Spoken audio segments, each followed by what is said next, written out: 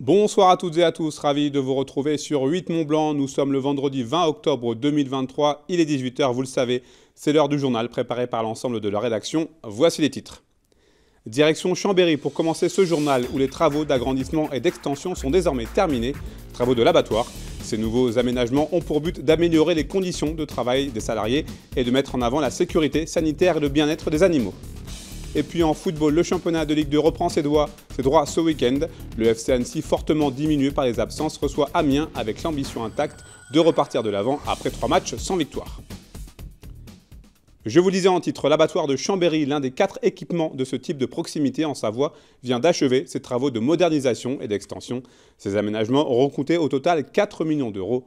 L'objectif annoncé de cette nouvelle configuration est clair, améliorer les conditions de travail des 20 employés, mais aussi et surtout la sécurité sanitaire et le bien-être animal. Les précisions de Fanny Savard. En 2014, l'abattoir de Chambéry se munissait d'un nouveau bâtiment situé avenue de la Houille Blanche. Près d'une décennie plus tard, de nouveaux travaux sont venus compléter cet équipement, ouvrant à une modernisation et une extension de la structure. Le département de la Savoie et Grand Chambéry ont ordonné ces travaux via la création du SMAC, le syndicat mixte de l'abattoir de Chambéry. Et ce chantier a bénéficié du plan France Relance à hauteur de 826 000 euros pour un montant total de 4 millions d'euros. Les projets qui ont été menés conjointement par les services du SMAC avaient pour vocation d'améliorer les conditions de travail de nos opérateurs, d'améliorer également les conditions vis-à-vis de la sécurité alimentaire et également vis-à-vis de la condition animale. Aujourd'hui, clairement, ces projets sont des projets de modernisation et non pas de mise aux normes, je tiens bien à le signaler. La vocation de tout cela était vraiment d'améliorer ces différentes conditions. Ces aménagements visent en partie à améliorer le bien-être animal grâce à des équipements mieux adaptés aux besoins de chaque espèce. Par le passé, les animaux étaient stockés dans des cases mixtes, communes aux gros bovins, aux veaux et aux porcs, mais forcément à vouloir faire du mixte, on est adapté réellement à rien. Le porc a besoin d'avancer de front, d'avoir des couloirs beaucoup plus importants, alors que le bovin, pour le coup, a lui besoin d'être contentionné pour ne pas mettre en danger l'opérateur et surtout pour éviter de se retourner et donc de devoir être manipulé de façon beaucoup plus fréquente par l'opérateur. Donc clairement, cette porcherie, des couloirs plus longs, plus et plus larges, et donc moins de manipulation humaine, moins de stress des animaux. La structure chambérienne s'est donc dotée d'une nouvelle porcherie, d'une tannerie et d'un espace de stockage des emballages. Un nouveau système de production de froid a également été mis en place. L'abattoir a agrandi ses chambres froides de stockage afin d'augmenter les volumes entreposés. Pour l'instant, on estime que 70 gros bovins, 50 veaux et 250 porcs passent ici chaque semaine. L'idée étant de s'adapter le plus possible aux nouvelles habitudes de consommation. Évidemment qu'il y a moins de consommation de viande qu'auparavant, mais ce dont on se rend compte dans les tendances de consommation, c'est qu'on veut davantage de la viande de qualité et de savoir d'où elle vient. Bon, et souvent, la viande dont on ne sait pas d'où elle vient de l'étranger. Donc là aussi, il y a une souveraineté alimentaire à reconquérir en matière de viande et d'avoir de l'abattage de proximité favorise cette politique. L'abattoir de Chambéry est un acteur important de la filière viande locale. En effet, 100% des porcs et 88% des bovins abattus ici proviennent de la région Auvergne-Rhône-Alpes. Nous évoquions dans notre journal de jeudi la 90e édition du Congrès des maires de Haute-Savoie qui se déroule ce vendredi soir. En amont de ce rassemblement, la 9e édition du Forum des collectivités territoriales de Haute-Savoie a eu lieu ce vendredi matin. Il s'agit là d'un moment clé pour les élus, les agents territoriaux et les fournisseurs de la région. Différents exposants se sont donné rendez-vous pour mettre en avant leur savoir-faire à Roche Expo. Kezia Poudou était sur place, on regarde ce reportage. Stand de prévention routière, d'illumination ou encore de revêtement de sol, 130 exposants étaient présents ce vendredi 20 octobre pour la 9e édition du Forum des collectivités. Comme chaque année pour se démarquer, les exposants tentent d'innover. Ce forum était l'occasion rêvée pour eux de propulser leurs nouveautés sur le devant de la scène. On a développé un nouveau produit qui s'appelle l'Opus S et l'Opus S permet effectivement de superviser à distance les clochers d'église. C'est-à-dire que notre client va pouvoir, grâce à une application sur son smartphone, une tablette ou à son ordinateur, de pouvoir mettre en route comme il le souhaite à distance ses cloches. En fait, c'est une silhouette de prévention qui a la taille réelle d'un enfant de 6 ans et demi. Donc on n'a pas essayé de faire un enfant avec quelque chose de très grand, c'est une vraie taille d'enfant parce que c'est ça qui crée le réflexe d'attention et de ralentissement. En fait, on joue sur l'instinct de protection de l'enfant qu'on a tous au fond de nous. Système Erquet, c'est un cylindre électronique autonome de forme européenne. Donc très simple à changer et à installer sur votre porte. Vous arrivez devant la porte, vous trouvez votre cylindre, vous lui dites OK. Les deux pièces communiquent et vous pouvez rentrer par la porte. Voilà. Tout cela avec des plages horaires, c'est nominatif et vous avez un contrôle d'accès total sur le produit. Ateliers, conférences et tables rondes sur des thèmes d'actualité étaient également organisés tout au long de la journée. Un dynamisme qui a fait de cette 9e édition un succès. Face à la forte demande de stands, Roche Expo a dû refuser des participants. On a plus de 20% d'enregistrement au niveau des inscriptions, donc 130 exposants. L'année dernière, nous étions à 105, 110, donc bien sûr très contents.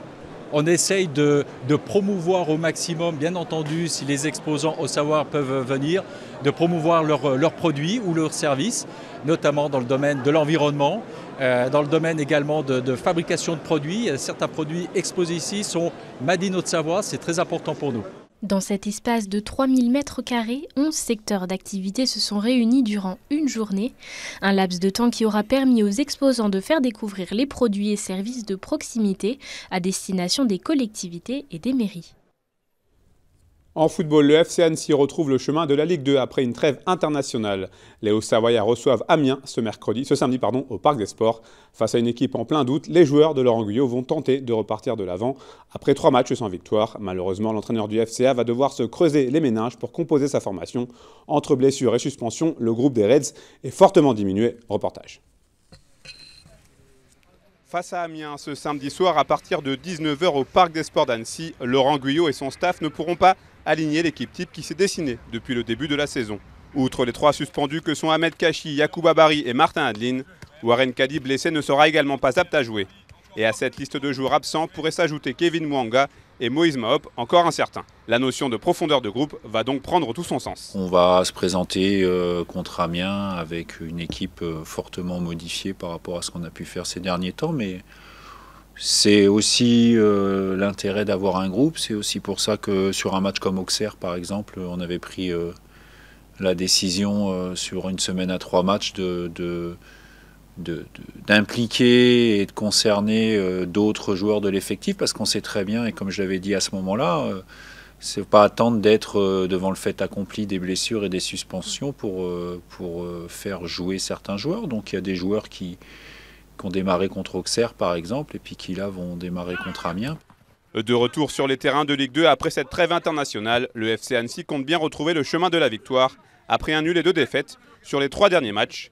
Devant leur public, les Hauts-Savoyards vont affronter une équipe amiénoise ambitieuse, mais qui reste sur 5 rencontres sans le moindre succès. C'est un adversaire avec des joueurs de qualité, hein, quand vous avez des Gertner, Kortia, Carole, Mafuta, Gélin. C'est évidemment une équipe qui est programmée à jouer le haut du classement, certes en difficulté un petit peu en ce moment. C'est une équipe avec des individualités et des gens qui ont l'habitude, non pas de la Ligue 2, mais plus de la Ligue 1 quand même.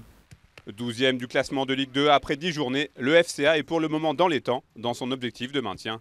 Et excepté les matchs contre Guingamp et Auxerre, les hommes de Laurent Guyot ont souvent fait preuve d'une grande solidité défensive, de quoi satisfaire Kevin Mwanga, l'un des cadres de l'arrière-garde au Savoyard. Toutes les bonnes équipes ou toutes les grandes équipes, c'est la défense avant tout. Et la défense, c'est pas que les défenseurs, c'est tout le monde.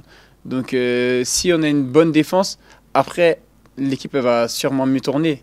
Donc ouais, ça fait plaisir. Et c'est le travail de tous, c'est pas que nous les défenseurs, c'est aussi les attaquants, c'est les milieux, c'est tout le monde, ceux qui rentrent, c'est tout le monde. Mais ouais, franchement, ça fait plaisir. On doit encore apprendre. Mais on a plus d'assurance qu'avant, ça c'est sûr. Ouais, plus de confiance et on continue à progresser et j'espère qu'on continuera à progresser le plus haut possible.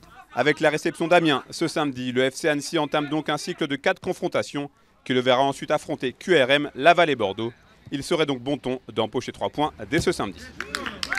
Le Explore Alpes Festival est de retour dans la vallée de la Tarentaise pour une 3e année consécutive. Organisé par une association, cet événement propose de multiples activités et animations autour de la montagne du 20 au 29 octobre. Nous avons pu contacter Thibaut Duchosal, l'organisateur du festival. On l'écoute.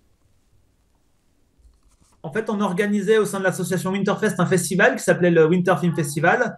Et puis, à la suite du Covid, on a eu une annulation du festival et les membres de l'association, au sein du bureau, on réfléchit pour faire évoluer ce festival, puisqu'on s'est aperçu qu'un hiver sans remontée mécanique, c'était un hiver sans activité économique et donc potentiellement un danger pour la vallée.